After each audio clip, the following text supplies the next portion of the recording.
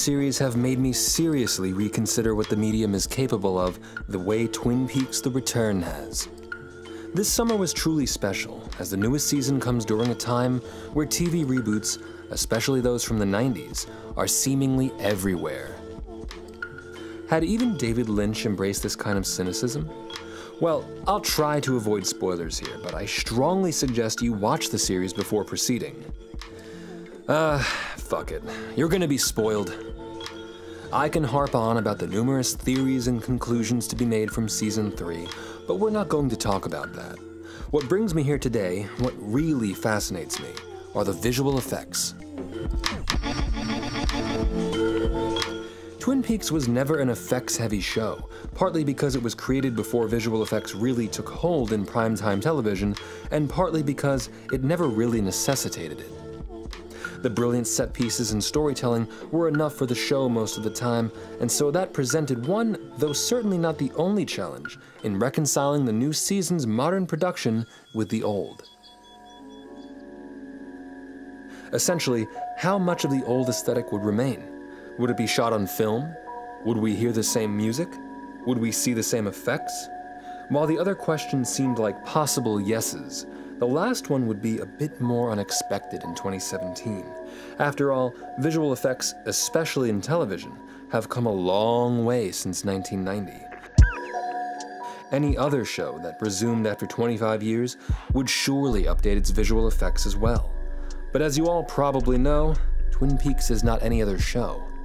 The Return, or Season 3, uses decidedly lo-fi visual effects. Even in key scenes, David Lynch opts for what could easily be interpreted as low-budget, rushed, even amateur effects that are so out of place, you almost have to wonder how it could happen.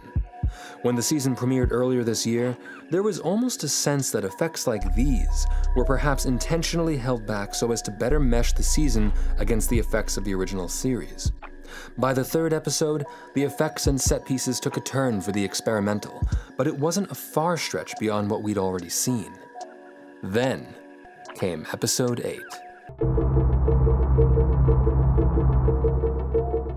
This episode alone could be deconstructed for hours, but what is so astonishing is how it conveys a complex backstory, much of which the audience didn't even necessarily ask for, through an astounding mix of both low and high-tech visual effects.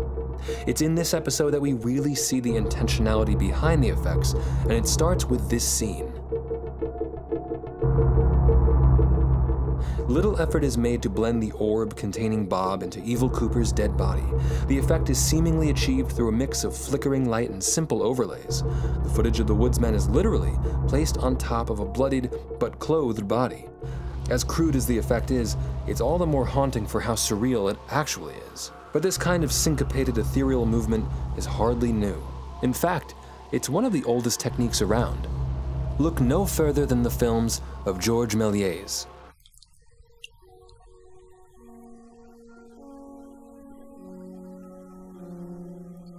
The most common example is A Trip to the Moon, where he employs numerous double exposures, composites, and at least partly through the process of aging, flickering motion.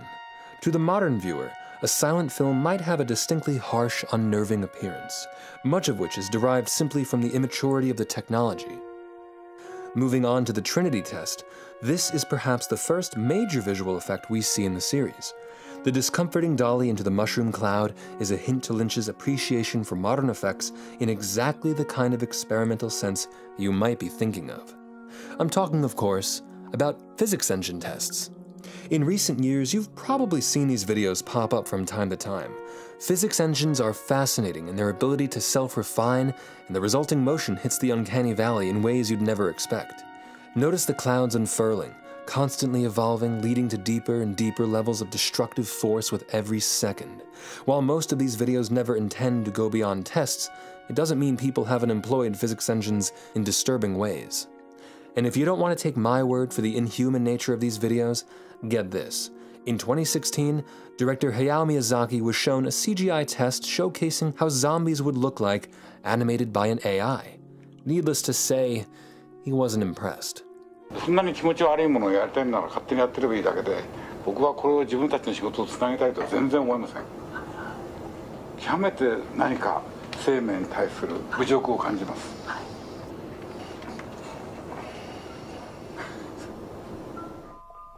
David Lynch also sees these grotesque movements and exploits them. If you sit around editing film or video long enough, you'll start to notice quirks and behaviors in the playback of every frame. It has less to do with the content of the frame than it does the movement and sensation of how that frame is rendered. As we enter the cloud, our sense of scale adjusts to the logical conclusion of such an extreme dolly. Now we're looking at particles.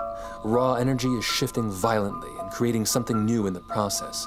In this particular sequence, we see a combination of old liquid emulsion effects and new CGI. It's an incredible use of a classic technique that was popular in the 60s and 70s as a way to portray the psychedelic or alien. The actual source of the effect is fairly obvious, and yet, because of the way it follows the previous camera move, it's very easy to understand what it represents. Later, in what we assume is the White Lodge, we're treated to beautifully ornate set pieces that evoke a sense of grandeur, again akin to the films of Méliès. The awkward angles and deep focus compositions provide a more staged appearance than the rest of the show, and even the use of color has at least a superficial resemblance to the faux color and sepia tones in his work. But this embrace of the lo-fi is not limited to effects that mirror the days of film. Glitches, dropped frames, and static noise are scattered all through the series, borrowing lo-fi techniques that have, relatively speaking, only recently come into the mainstream. What's perhaps more fascinating is that their effect on the viewer can only be fully realized now, 25 years later, when we're all accustomed to these artifacts. So while many of the effects in The Return might be questionable at first glance, they're rooted in something far more tangible than you might have realized. For the most part, David Lynch isn't concerned with realism, if that wasn't obvious already, but there are some scenes that push this almost into the absurd. Nonetheless, what might appear as a lazy effect in one episode eventually becomes an important visual cue that weaves together the narrative later on. In fact, one of the series' most frightening connections comes from the use of this exact technique. This is the perfect example of lo-fi physicality at its best. By the time this scene happens, the rules of Lynch's visual effects have been set in stone, and your gut reaction is that of pure terror. If you haven't watched the new season of Twin Peaks, really, you shouldn't have watched this video. Never have I felt so compelled to theorize over a TV show. And to be frank, the whole thing is basically an 18-hour movie. It was a hell of a ride, and I'm grateful to have experienced it.